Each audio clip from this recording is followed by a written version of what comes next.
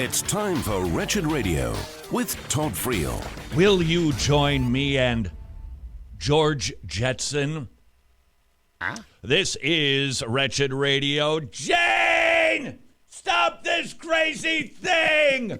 I want to get off of 2020 just in case you didn't think this year was wonky enough. A Supreme Court decision most evangelicals missed, but you won't soon. A decision was made. Legislation was produced from the Supreme Court.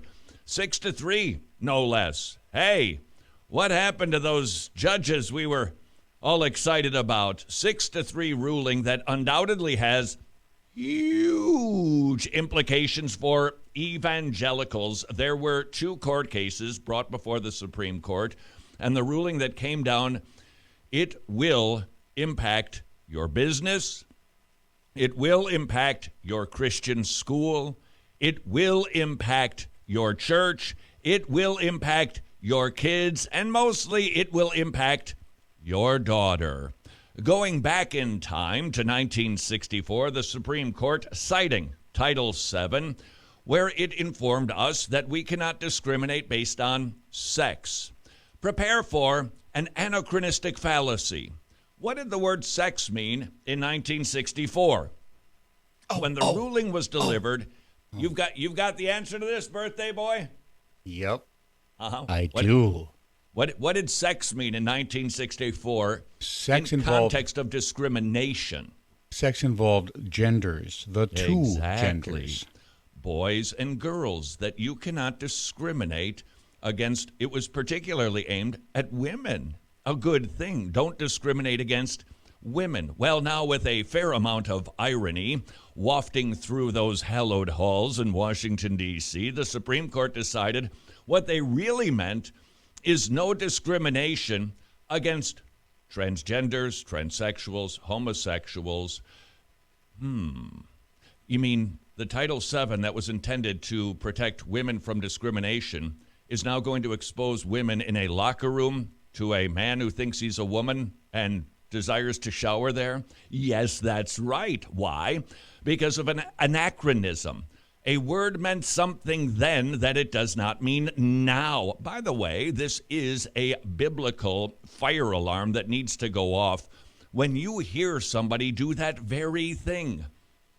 Our words today that we think mean this maybe didn't mean that when the book was actually written. So when we go about the business of interpreting the Bible, just like the Supreme Court went about the business of interpreting Title VII from 1964, we need to know what the word meant then. Mega important in biblical interpretation and, as we've seen now, in legal interpretation. So the Supreme Court deciding 6-3 that there can be no discrimination against transgenders, transsexuals based on 2 cases. One of them was actually in Clayton County in Georgia. Apparently not a flight instructor, the guy, you jump with him on the parachute and you get strapped to his back or he gets strapped to your back. Skydiving? That's the one right there. He would tell people, don't worry about it, lady. I'm going to be like really close to you, but it's okay because I'm a practicing homosexual. A fellow who was with his girlfriend didn't care for that. That man was terminated for speaking like that to customers. It was brought to court. This was the ruling. The other case in Michigan, a fellow, I believe in 2007, presenting himself as a man because, well, he is, hired at a mortuary. 6 years later, decided now he thinks he's a woman who doesn't want to wear what is actually codified in their employee manual, that you have to wear a dark suit with a white shirt. He wanted to wear a skirt. He was terminated. Brought it before the Supreme Court. The Supreme Court said those 2 things were big no-nos based on 1964's use of the word sex, which now, of course, means, well, pretty much what all words mean these days, whatever people want them to. What are the implications for evangelicals? Well, if you didn't think 2020 was a wild enough ride, this is going to be fascinating. Why? Because of the implications in all kinds of arenas. Rod Dreher He's a political commentator, and he is quite concerned about this particular piece of legislation. It is hard to overstate the magnitude of this decision and the size of the loss to religious and social conservatives. The Supreme Court has declared that homosexuality and transgenderism are like race. Are we seeing the intensity in the racial disputes in our country? That means that if you say, I'm sorry, transgenderism, homosexuality, I'm not for that, it is akin to being racist. Can you see where this could be going? If you disagree, you're on the side of the Klansman. This is not just the opinion of Democratic lawmakers or columnists at the New York Times. This is now the law of the land. And it became the law of the land thanks to Roberts and Gorsuch. That hurts, doesn't it? Two individuals that we thought, well, they're going to help save the day, didn't. A reminder, dear Christian, this is not to suggest you shouldn't concern yourself with those issues, but if you put your hope and trust in chariots and horses and Supreme Court justices, prepare to be disappointed, because you're going to be. This is Rod Dreher.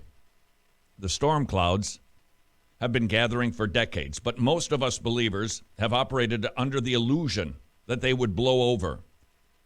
The breakdown of the natural family, the loss of traditional moral values, the fragmenting of communities. We were troubled by these developments, but believed they were reversible and didn't reflect anything fundamentally wrong with our approach to faith. Now, Rod Dreher, he's scolding evangelicals for believing that Republicans were going to fix the problem. Well, in a sense, he's right, because the problem has indeed gotten worse in pretty much every quarter in our country, and these are the quarters that are most important. Hey, I'm a big fan of small government. I love them low taxes. Bring them on. But those things pale in comparison to the foundations crumbling. What are the righteous to do? David was asked in Psalm 11. And the advice of his counselors was flee like a bird to the mountain. This is bad. This is really, really bad. And it really, really is. From Dreher. Today we can see we've lost on every front. And the swift and relentless currents of secularism have overwhelmed our flimsy barriers. Hostile secular nihilism has won the day in our nation's government, and the culture has turned powerfully against traditional Christians. We tell ourselves that those developments have been imposed by a liberal elite because we find the truth intolerable. The American people either actively or passively approve. And if you think that it is going to stop here, says Dreher, you're mad. Can the slope slip further?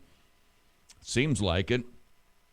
We have been indeed concerned, and rightly so, for a lot of issues in our culture. But is it possible? Is it possible? The reason that we are seeing so much crumbling is because we have let the gospel slip away from us, and that we have taken our eyes off of the main prize, and that is the conversion of sinners into saints whose thinking then progressively improves and society and culture rises with their ability to think rightly.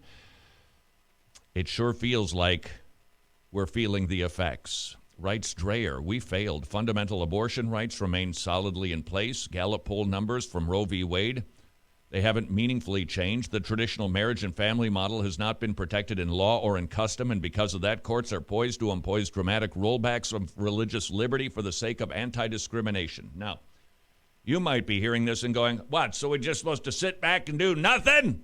That's not the point of this diatribe. Nope, I'm not saying that any efforts to try to stave off those things were, if you will, in vain. They could have been worthwhile endeavors. But if it was indeed at the exclusion of or at the minimizing of the mission that we Christians are about, then it appears we perhaps have had our priorities a little bit confused. What are the implications for this? Yikes. Bathrooms, locker rooms, schools, colleges. Who gets in? Who gets out? Women's sports. Who gets to play? Who doesn't? Housing. Different living facilities for the different sexes. So dormitories. Employment by religious organizations. Healthcare, paying for sex reassignment surgery. Freedom of speech. Zoinks, Scoob. There's a little ruling that came down the pike. Did you hear about it? Probably not. We've been consumed with other issues, but this ruling by the Supreme Court may indeed have the biggest implications for the evangelical church. And it leaves us now once again asking us the question that the Bible gives us the answer to. How now are we going to live, Christian? This is Wretched Radio. Good evening, my fellow totally depraved Americans.